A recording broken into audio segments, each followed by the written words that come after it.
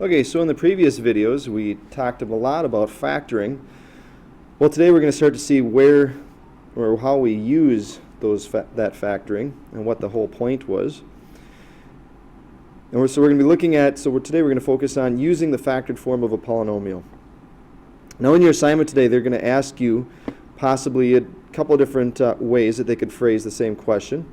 Sometimes they'll say find the zeros, which means the same as find the factors, which means the same as find the roots and solutions or x-intercepts. All three of these five terms here could be used interchangeably. They are all referring to the same exact thing.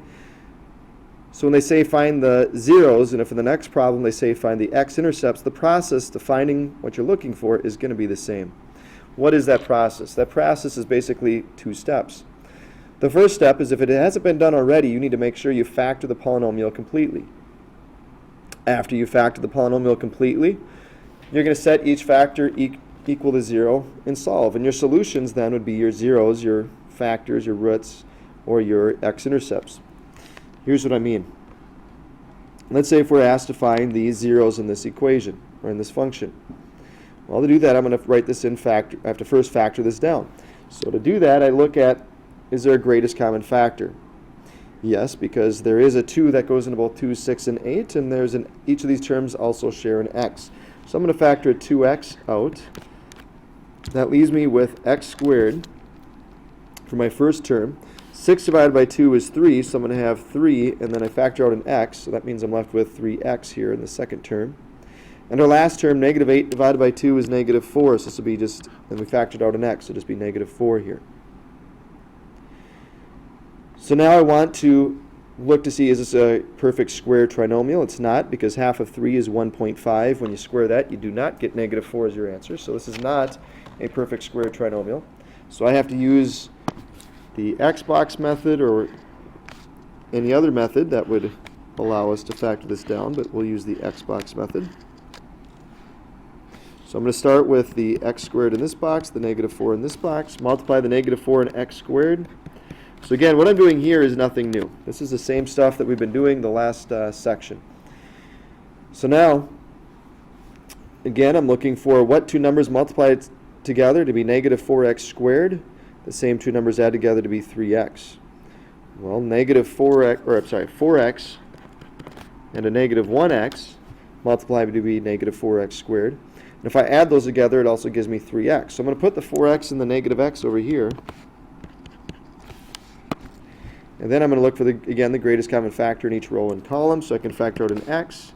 Since the first term's a negative, I'm going to factor out a negative. They don't have anything else in common, so it's going to be a negative 1.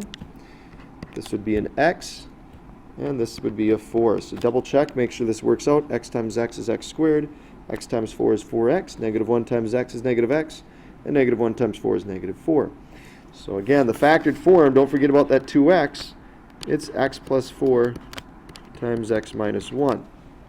But that's not what the question is asking us to do. It's asking us, I know it doesn't say it there, but we want to find out what the roots are, what the zeros are.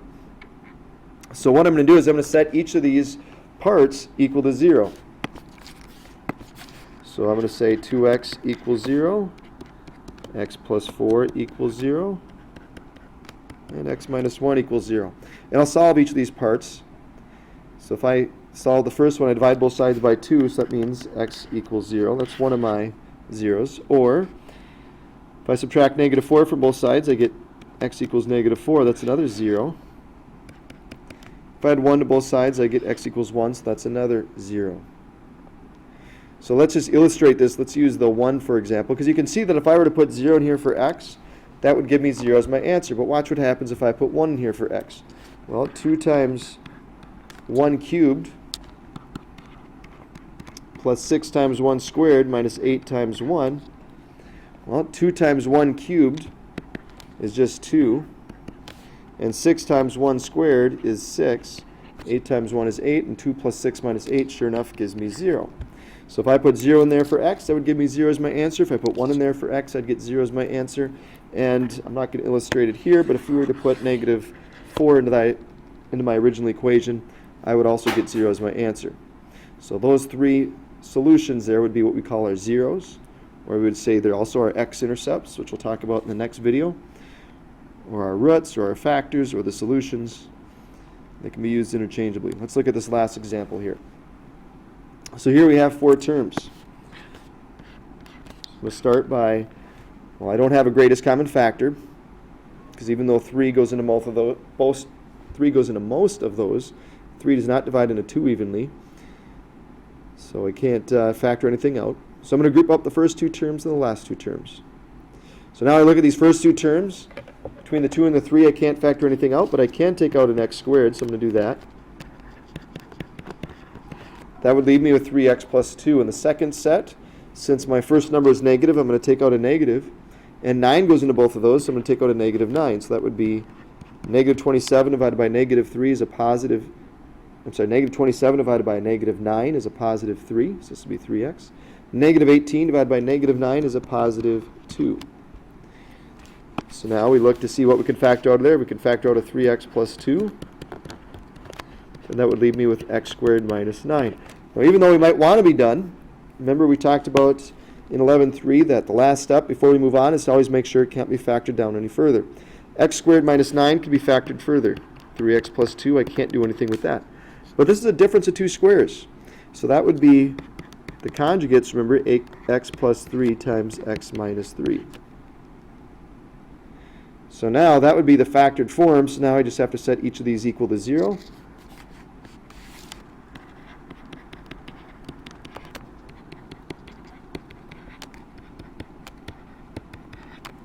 So for the first one there, let's subtract 2 from both sides, and then divide by 3 is one of my zeros. This one all I have to do is subtract 3 from both sides, so I get negative 3. So I just have to add 3 to both sides, so I get a positive 3. So those will be my zeros in this function. So that is just an introduction to 11.4. In the next video, we're going to be doing